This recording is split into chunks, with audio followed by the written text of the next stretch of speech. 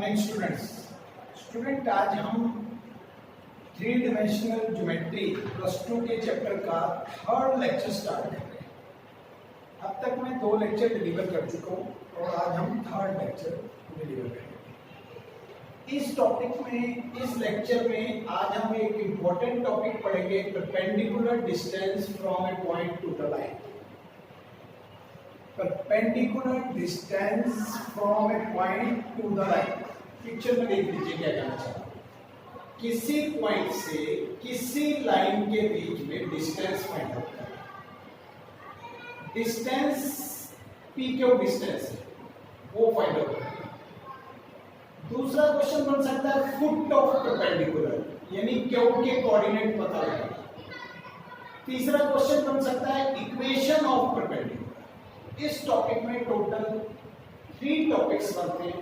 Number 1 foot of perpendicular, यानी Q के coordinate find out करना। दूसरा लेंथ ऑफ परपेंडिकुलर, यानी ये डिस्टेंस निकालना। फिर इक्वेशन ऑफ परपेंडिकुलर, यानी इस पी क्यू की इक्वेशन निकालना। लेकिन हम इन तीनों टॉपिक्स को perpendicular distance from A point two the line बोलते हैं। तो इस टॉपिक को सीखने के लिए आज कौन कौन से फॉर्मूले हम यूज करेंगे उसकी समरी देख लीजिए। ये सब फॉर्मूले मैं ऑलरेडी डिस्कस कर चुका हूं आपके साथ। मैंने लिख दिया आपको कि ये ओल्ड फार्मूलाज हैं, ये पहले आपकी लिस्ट में ऐड हो चुके हैं। एक फार्मूला आज नया डालते हैं, तो ये फार्मूला सीखने के बाद आप ये सब कर पाएंगे। स्टार्ट करते हैं फार्मूला। लाइन की इक्वेशन तो आप पहचानते हैं कि ये सच में लाइन की इक्वेशन है। लाइन, स्ट्रेट लाइन की इक्वेशन की पहचान है कि उसमें 2 इक्वल टू दिखते हैं। 1 इक्वल टू नहीं, 2 इक्वल टू दिखते हैं, तो वो इक्वेशन ऑफ लाइन होती है, इक्वेशन ऑफ स्ट्रेट लाइन होती है। तो हमें पता है कि एक लाइन पे अनगिनत पॉइंट होते हैं, इनफाइनाइट पॉइंट्स। अगर कोई हमें कहे कि आप कहते तो हैं कि लाइन पे इनफाइनाइट पॉइंट्स हैं, लेकिन वो इनफाइनाइट पॉइंट में से आप जल्दी से मुझे 10 पॉइंट ही बोल के दिखा दो कि वो 10 पॉइंट्स लाइन पे कौन कौन से हैं, 5 पॉइंट्स ही बोल के दिखा दो, तो हमें बहुत टाइम लगेगा सोचने में कि कौन से पॉइंट, कौन से कोऑर्डिनेट्स स्टूडेंट को बताऊं वो 5 के 5 लाइन पे सेटिस्फाई करते हैं। लेकिन फिर इसकी एक फार्मूला रिसर्च हो गया जिसके बेस पे अब हमें बिल्कुल टाइम नहीं लगता। चाहे आप 100 पॉइंट्स मुझसे मांग लें, चाहे आप 1 लाख पॉइंट्स मुझसे मांग लें, मैं एकदम बता सकता हूँ कि इस तरीके से निकाले जा सकते हैं। तो वो फार्मूला समझ लेते हैं क्या है। तो पहले हम किसी लाइन के ऊपर जनरल पॉइंट निकालेंगे, इसको हम बोलेंगे जनरल पॉइंट निकालने के लिए हम उस लाइन की इक्वेशन को इक्वल टू लैम्डा सपोज करेंगे। क्या बोलते हैं इस सिंबल को? लैम्डा। ये मैं पहले भी बोल चुका हूं कि हम इसको लैम्डा बोलते हैं। फिर जनरल पॉइंट निकालना सिखा देते हैं आपको कि अगर आपको x वाला कोऑर्डिनेट निकालना है तो आप y को भूल जाइए, z को भूल जाइए, एक फर्स्ट पार्ट और एक लैम्डा को लिख के कैलकुलेशन कर दीजिए, आपको x कोऑर्डिनेट मिल जाएगा। समझने की कोशिश करें। ये 3 लैम्डा से मल्टीप्लाई होगा, 3 लैम्डा, और ये 5 उधर जाएगा तो +5। अगर y की वैल्यू निकालनी है, y वाला कोऑर्डिनेट निकालना है, तो आप इसको और लैम्डा को लीजिए और फिर कैलकुलेट कीजिए। 1 को जब हम लैम्डा से मल्टीप्लाई करते हैं तो वो बनता है लैम्डा, और 2 को जब उधर ट्रांसफर करते हैं वो बनता है -2, तो लैम्डा -2।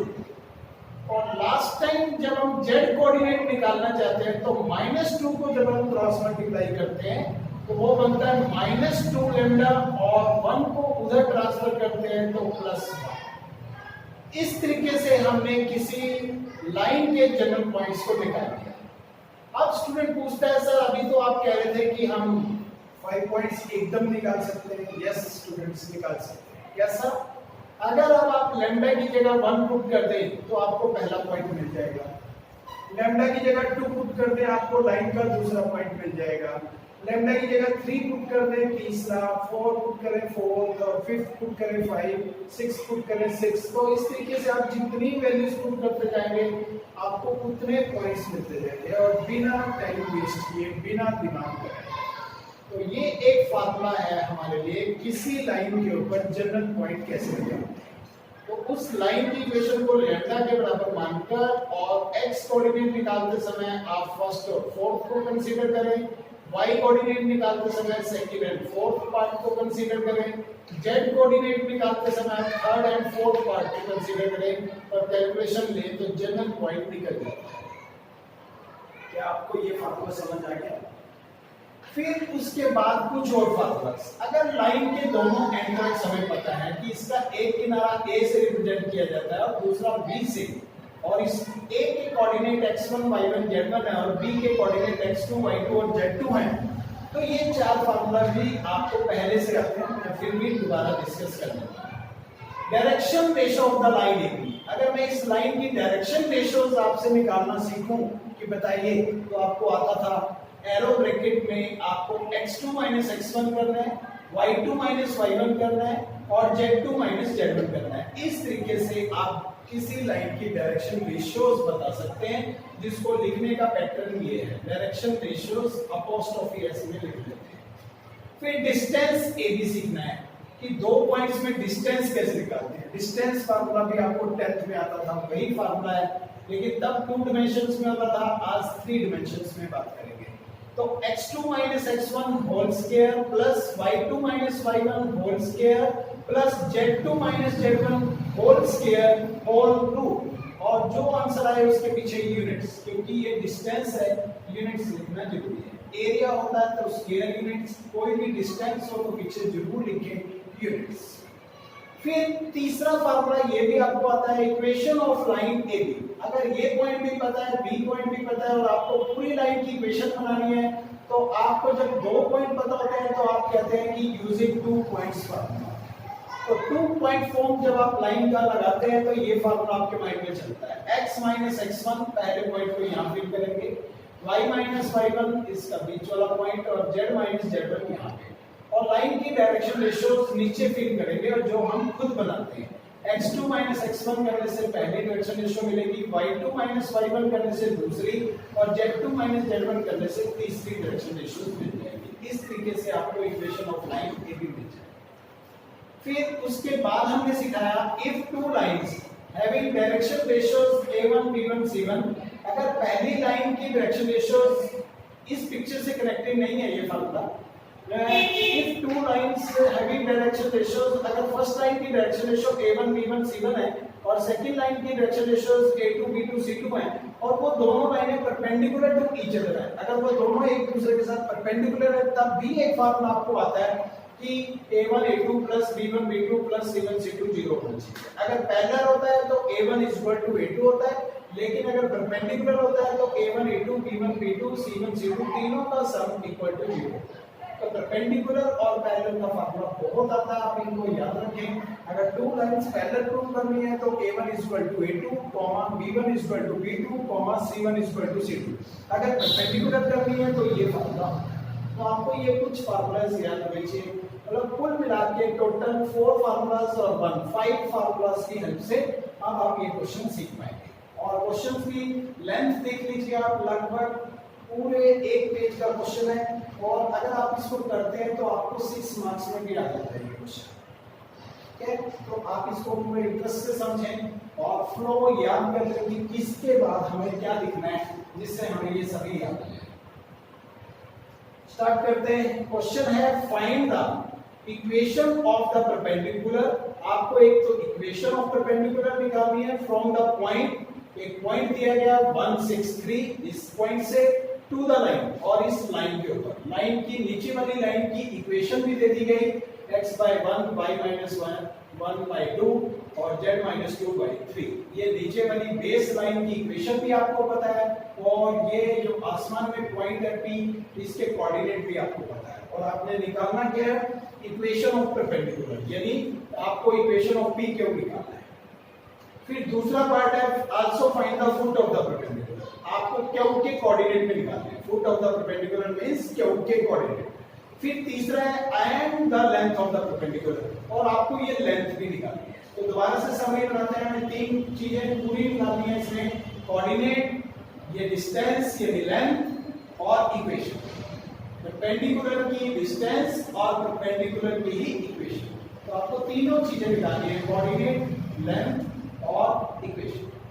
तो वो तीनों किस फ्लो से करते हैं वो आप समझ लीजिए, चाहे ये बड़ा टॉपिक है चाहे जैसे भी, आप हर क्वेश्चन इसी तरीके से करते हैं।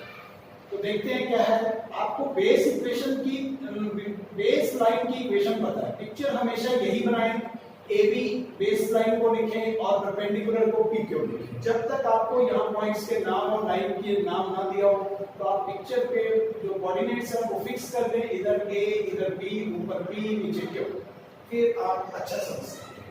तो फाइंड गिवन क्या है, इक्वेशन ऑफ बेस लाइन, हमें बेस लाइन की इक्वेशन गिवन है जो मैंने निशान करके बनाई भी है कि ये बेस है और इसकी इक्वेशन आपको गिवन है x y 1 वगैरह वगैरह। तो आप बेस लाइन के ऊपर एक जनरल पॉइंट निकालेंगे।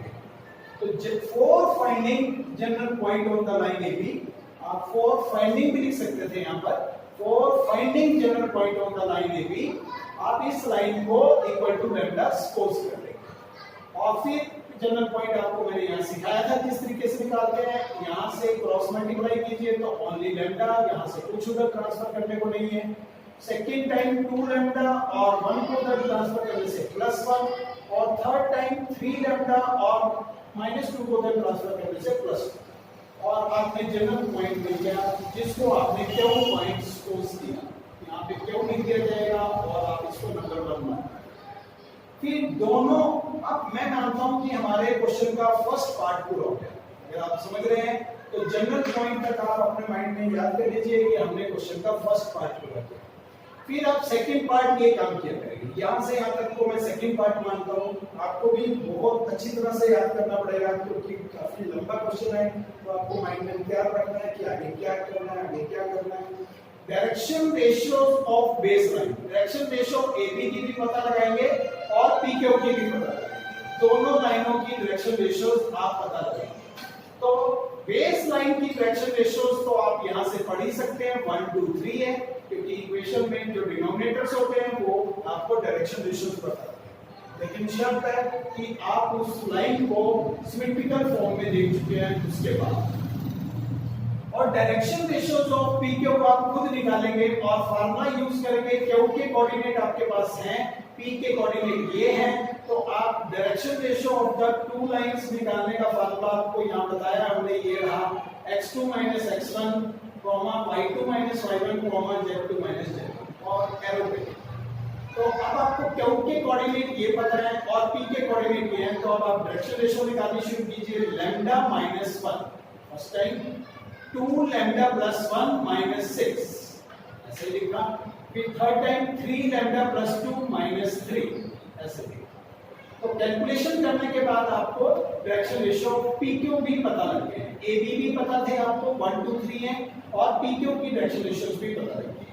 उसके बाद आप ये कहेंगे कि पिक्चर में हमें क्लियर है कि PQ परपेंडिकुलर है AB पर, सो कौन सा फार्मूला यूज कर सकते हैं, ये लास्ट वाला A1 A2 + B1 B2 + C1 C2 = 0। अगर दो लाइंस आपस में परपेंडिकुलर हैं तो आप ये फार्मूला यूज कर सकते हैं। तो अब आपके पास पहली लाइन की डायरेक्शन रेशियो 1 2 3 है और दूसरी लाइन की डायरेक्शन रेशियो ये है, तो आप इनमें मल्टीप्लाई शुरू कीजिए, फर्स्ट को फर्स्ट से, सेकंड को सेकंड से, थर्ड को थर्ड से। तो 1 को आप लैम्डा -1 से करेंगे और 2 को आप 2 लैम्डा -5 से करेंगे और 3 को आप 3 लैम्डा -1 से करेंगे और इक्वल टू 0 चला के रखेंगे। अब आप इसको जब मल्टीप्लाई करते हैं इनको भी और इनको भी, तो आपको लैम्डा की वैल्यू 1 मिल जाती है। ये कैलकुलेशन आप बड़े आराम से करके समझ सकते हैं। फिर आप इस लैम्डा की वैल्यू को यहां पे अगर वापस रख देते हैं तो वो जनरल पॉइंट ओरिजिनल पॉइंट बन जाता है, तो जो आपका फुट ऑफ परपेंडिकुलर यानी पहला आंसर आना शुरू हो जाता है। अब इस लैम्डा की वैल्यू को निकालते ही आप जनरल पॉइंट को एक्चुअल पॉइंट में कन्वर्ट करते हैं। तो लिखेंगे पुट लैम्डा = 1 इन फर्स्ट, तो coordinate of the foot of the perpendicular, इस क्यू पॉइंट को फुट ऑफ परपेंडिकुलर बोलेंगे, coordinate of the foot of perpendicular Q. और लैम्डा की वैल्यू को जब आप यहाँ फिल करते हैं तो 1 आता है, और दूसरी बार 2 × 1 + 1 आता है, और तीसरी बार 3 × 1 + 2 आता है। कैलकुलेशन करके 135 आता है। यानी पहला आंसर क्लियर हो गया। हमसे पूछा गया था कि आप फुट ऑफ परपेंडिकुलर बताइए, तो हमने फुट ऑफ परपेंडिकुलर सबसे पहले निकलेगा आपका क्वेश्चन। फिर उसके बाद आपसे लेंथ ऑफ परपेंडिकुलर भी पूछा गया। तो लेंथ ऑफ परपेंडिकुलर का मीनिंग होता है आपको P से लेके Q तक की डिस्टेंस निकालनी है। तो Q कोऑर्डिनेट अभी अभी आपने निकाले और P आपके पास शुरू से ही थे एक्चुअल। तो लेंथ ऑफ परपेंडिकुलर जिसको आप PQ बोलेंगे, 2 पॉइंट्स में डिस्टेंस निकालने का फार्मूला भी आपको आता है दिस वन। तो यही फार्मूला मैंने यहाँ पर लिखा और x2 - x1 करते हुए Q - P किया। तो आप यहाँ पे 1 - 1 लिखना चाहते हैं, उसका होल का स्क्वायर, और 3 - 6 होल स्क्वायर, और लास्ट टाइम 5 - 3 होल स्क्वायर, सबको ऐड कर दीजिए, रूट कर दीजिए। कैलकुलेशन करने पे आपको √13 यूनिट्स मिलेगा। आपने दूसरी अचीवमेंट भी ले ली। तो आपको लेंथ ऑफ परपेंडिकुलर भी मिल गया। फिर लास्ट है आपकी इक्वेशन ऑफ परपेंडिकुलर, जो शुरू में पूछा गया। तो जब आपको Q पॉइंट भी पता लग चुका है और P पहले से ही पता था, तो 2 पॉइंट फॉर्म से आप इक्वेशन ऑफ परपेंडिकुलर भी निकाल सकते हैं। तो equation of perpendicular PQ using 2 points form. तो आपको लास्ट लेक्चर में सिखाया गया है कि 2 पॉइंट्स फॉर्म से इक्वेशन ऑफ लाइन कैसे बनाते हैं। तो x - x1 = y - y1 = z - z1। नीचे लाइन की डायरेक्शन रेशियो खुद बना लेते हैं, x2 - x1 y2 - y1 z2 - z1।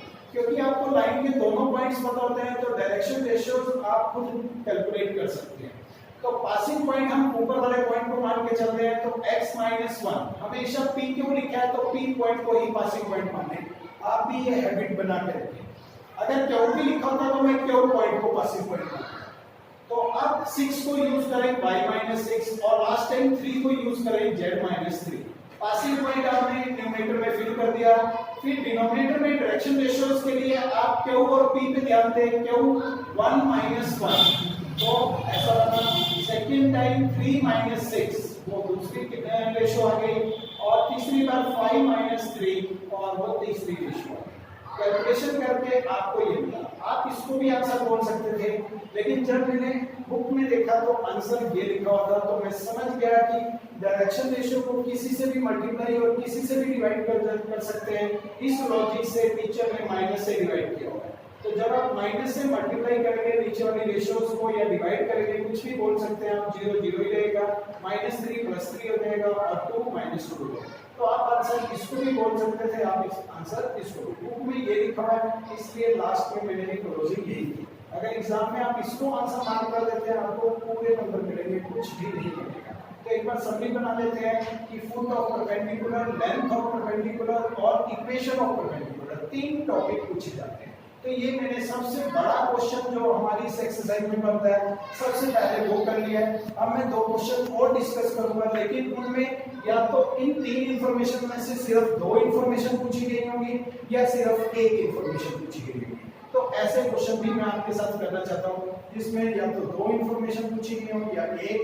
तो उनको करेंगे तो वहां पे आपके पेज की लेंथ थोड़ी कम हो जाएगी, कभी यहाँ तक और कभी यहाँ तक। तो इस तरीके से मैं 2 क्वेश्चंस और डिस्कस करता हूँ, फिर मैं आपको असाइनमेंट दूंगा। Find the perpendicular distance from this point two the line. तो एक पॉइंट और एक लाइन दी हुई है, और हमें उसके बीच में डिस्टेंस निकालना है। ये रही हमारे पास लाइन, और ये रहा पॉइंट। तो इसमें डिस्टेंस किस तरीके से निकालेंगे।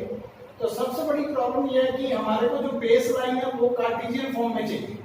तो क्या हम equation of base line AB हमें इस समय वेक्टर फॉर्म में दी गई है, तो हम इसकी कॉरस्पॉन्डिंग कार्टेशियन इक्वेशन बना लेंगे। तो आपको कन्वर्ट करना हमने पहले लेक्चर में सिखाया था कि वेक्टर को किस तरीके से कार्टेशियन में और कार्टेशियन को किस तरीके से वेक्टर में कन्वर्ट कर सकते हैं, वो आपको आता है।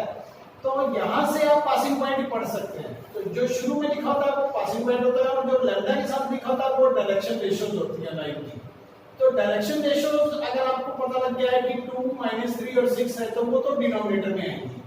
और पासिंग पॉइंट अगर आपको पता लग गया है कि 3 4 5 है, तो वो यहाँ पे आएंगे, x - x1 y - y1 और z - z1 में। तो वहां पे आपने 3 और यहाँ पे 4 और यहाँ पे 5 फिल कर दिया। अब general point on the line निकालने की कोशिश करेंगे। For finding general point on the line आप इसको लैम्डा के बराबर एज्यूम करेंगे और क्रॉस मल्टीप्लाई करके आप x की, y की और z की वैल्यू निकाल पाएंगे। देख लीजिए 2 लैम्डा प्लस 3, नेक्स्ट टाइम बनता है -3 लैम्डा प्लस 4 और नेक्स्ट टाइम बनता है 6 लैम्डा प्लस 5। तो ये जनरल पॉइंट क्यों बना आपका? नंबर 1 मार्क किया हमने। फिर direction ratio of the base line AB line की डायरेक्शन रेशियोज आपको पता है कि आपके पास 2, -3 और -6 है और PQ की आप खुद निकाल लीजिए क्योंकि Q पॉइंट आपको पता लग चुका है और P पॉइंट ये है। तो अब आप डायरेक्शन रेशियोज PQ के निकालना शुरू करेंगे। x2 - x1, y2 - y1 और z2 - z1 लॉजिक से। 2 लैम्डा प्लस 3 -1 को +1 हो जाएगा और नेक्स्ट टाइम -3 लैम्डा प्लस 4 -2 हो जाएगा और 6 लैम्डा प्लस 5 -5 हो जाएगा। और कैलकुलेट करने के बाद आपके पास direction ratio of the line PQ आ गई है। अब PQ is perpendicular to AB आपको पता है, तो उस नॉलेज से आप A1 A2 B1 B2 plus C1 C2 equal to 0 कह सकते हैं। और जब आप A1 A2 B1 B2 2 को 2 लैम्डा प्लस 4 से मल्टीप्लाई करते हैं और -3 को -3 लैम्डा प्लस 2 से मल्टीप्लाई करते हैं और 6 को 6 लैम्डा से मल्टीप्लाई करते हैं तो 0 लेके चलते हैं तो लैम्डा की वैल्यू -2/49 आ जाती है। इस वैल्यू को, लैम्डा की इस वैल्यू को जब आप यहां पुट करते हैं तो वो जनरल पॉइंट एक्चुअल पॉइंट बन जाता है। कोऑर्डिनेट ऑफ Q अब आपका एक्चुअल आ जाएगा। तो ये लैम्डा वाली वैल्यू आप यहां फिल कर देंगे तो आपको 2 * -2/49 + 3 दिखेगा और -3 * -2/49 + 4 दिखेगा और 6 * -2/49 + 5 दिखेगा। और कैलकुलेट करके आपको ये कोऑर्डिनेट इस तरीके से मिलेंगे। फिर आपको कोऑर्डिनेट निकालना मकसद नहीं था, आपको परपेंडिकुलर डिस्टेंस निकालना था। तो परपेंडिकुलर डिस्टेंस जब आपको Q पॉइंट पता लग चुका है तो डिस्टेंस फार्मूला लगा के अब आप परपेंडिकुलर डिस्टेंस निकाल सकते हैं। तो distance formula x2 - x1 whole square plus y2 - y1 whole square plus z2 - z1 whole square होता है। उस नॉलेज से आपके पास Q पॉइंट भी है और P पॉइंट भी है तो 143/49 -1 जब लिखेंगे तो +1 हो जाएगा और दिस वैल्यू -2 होल स्क्वायर और this value -5 whole square whole. Calculate करने के बाद ये सब कुछ आप जब कैलकुलेट कर लेंगे तो आपका आंसर आएगा 976/7 यूनिट्स। तो ये आपका आंसर आ गया। और टीचर ने भी हमसे यही मांगा था, find the perpendicular distance from A point two the line. तो परपेंडिकुलर डिस्टेंस हमने निकाल दी है और ये इतने यूनिट्स आ गए। तो ये आपका आंसर हो गया स्टूडेंट्स। आप एक क्वेश्चन कोड कर दीजिए। Next question, find the position vector of the foot of the perpendicular. आज आपने पोजीशन वेक्टर निकालना है और पोजीशन वेक्टर की फॉर्म में फुट ऑफ परपेंडिकुलर को रिप्रेजेंट करना है। फ्रॉम पॉइंट का नाम है 184, इस पॉइंट से to the line joining the point A and B। तो आज जो लाइन नीचे है वो उसकी इक्वेशन ना पता हो गया, दोनों पॉइंट्स आपको पता है। Also find the length of perpendicular. फिर आपने वो लेंथ ऑफ परपेंडिकुलर भी निकालना है। तो जब आपको दो पॉइंट पता हो तो आपको बेस इक्वेशन खुद बनानी पड़ेगी। तो equation of base line AB आपको आज मेहनत करके बनानी है, तभी ये क्वेश्चन मैंने सिलेक्ट किया। तो यूजिंग 2 पॉइंट फॉर्म आपको ये फार्मूला आता है x - x1 y - y1 z - z1 upon x2 - x1 y2 - y1 और z2 - z1। तो पासिंग पॉइंट आप 184 को यूज कीजिए, सॉरी ए वाले पॉइंट को यूज कीजिए 0। तो यहाँ पे माइनस से +1 हो जाएगा और 3 यूज कीजिए। फिर जब आप डायरेक्शन रेशियो निकालोगे तो 5 - 0, सेकंड टाइम 4 +1 हो जाएगा और लास्ट टाइम 4 - 3 हो जाएगा। तो कैलकुलेट करके आपकी इक्वेशन आएगी। तो अगर आपको बेस इक्वेशन कभी भी कार्टेशियन में ना पता हो तो आपने कार्टेशियन में बनानी ही है, ये आपका टारगेट रहेगा। अब यहाँ से क्वेश्चन स्टार्ट होता है कि आप जनरल पॉइंट निकालने की कोशिश करेंगे AB का। तो general point on the line AB find out करने के लिए आप इस लाइन को लैम्डा के बराबर एज्यूम करते हैं और जनरल पॉइंट क्यों मिल जाता है। तो 5 लैम्डा, नेक्स्ट टाइम 5 लैम्डा -1 और नेक्स्ट टाइम लैम्डा +3। इस तरीके से आपको जनरल पॉइंट मिल जाता है। डायरेक्शन रेशियो ऑफ AB की डायरेक्शन रेशियोज आप यहां से पढ़ सकते हैं, 5 5 1 है। और डायरेक्शन रेशियो ऑफ PQ अब आप बना सकते हैं क्योंकि Q पॉइंट अब आपको पता है। तो direction ratio of line PQ निकालते समय आप x2 x1 y2 y1 और z2 z1 से निकालेंगे। Q पॉइंट आपके पास है तो 5 लैम्डा -1 और सेकंड टाइम 5 लैम्डा -1 -8 हो जाएगा और लास्ट टाइम लैम्डा +3 -4 हो जाएगा और बैलेंस बचेगा 5 लैम्डा -1, यहां से 5 लैम्डा -9 और यहां से लैम्डा -1। इस तरीके से आपको direction ratio of line PQ मिली। फिर PQ परपेंडिकुलर है AB पर, इसलिए आपने A1 A2 B1 B2 C1 C2 equal to 0 वाला कॉन्सेप्ट लगाना है। और डायरेक्शन रेशियो पहली लाइन की AB की ये है और PQ की है, तो इनमें आपस में मल्टीप्लिकेशन शुरू कीजिए। 5 * 5 लैम्डा -1, 5 * 5 लैम्डा -9 और 1 * लैम्डा -1 और इक्वल टू 0। जब आप इसको कैलकुलेट करते हैं तो लैम्डा की वैल्यू बनाते हैं। आप लैम्डा की वैल्यू को पुट कर दीजिए फर्स्ट में। जब आप यहाँ पुट करते हैं तो coordinate of the foot of the perpendicular निकल जाते हैं। यहाँ पे लैम्डा की जगह वैल्यू 1 पुट करने से 5 और नेक्स्ट टाइम 5 - 1 और नेक्स्ट टाइम 1 + 3 यानी कि 5 4 4। अब आपको coordinate of foot of perpendicular यानी क्यू पता लग चुका है और टीचर को कोऑर्डिनेट नहीं चाहिए, उसको पोजीशन वेक्टर में आंसर लिखवाना है। फुट ऑफ परपेंडिकुलर चाहिए जरूर लेकिन पोजीशन वेक्टर। तो पोजीशन वेक्टर कोऑर्डिनेट से पोजीशन वेक्टर बनाना तो 1 मिनट का काम होता है। ओके को कह दीजिए आप उसको और 5i + 4j और +4k को ये आपने किसी पॉइंट को पोजीशन वेक्टर में लिखा। फिर सेकंड बात पूछी गई है find the length of the perpendicular. तो लेंथ ऑफ परपेंडिकुलर PQ निकालना शुरू कीजिए। x2 - x1 whole square + y2 - y1 whole square + z2 - z1 whole square. तो यहाँ Q पॉइंट आपको पता लग चुका है और P पॉइंट ये है आपको। तो 5 - 1 होल स्क्वायर बोलना है, 4 - 8 होल स्क्वायर बोलना है, 4 - 4 होल स्क्वायर बोलना है, होल टू करना है। यहाँ से 4 बचता है 16 हो जाता है, -4 बचता है वो भी 16 हो जाता है, 0 बचता है तो 0 हो जाता है। 16 16 32 हो जाता है।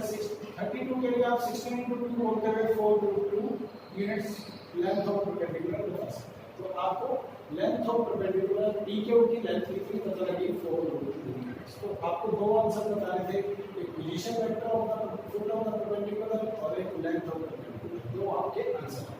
मैक्सिमम इस टॉपिक में 3 आंसर बन सकते हैं, एक बार foot of perpendicular, length of perpendicular और लास्ट में एक एक्स्ट्रा बन सकता है इक्वेशन ऑफ परपेंडिकुलर। तो इसमें 2 टॉपिक पूछे गए थे, 2 आंसर।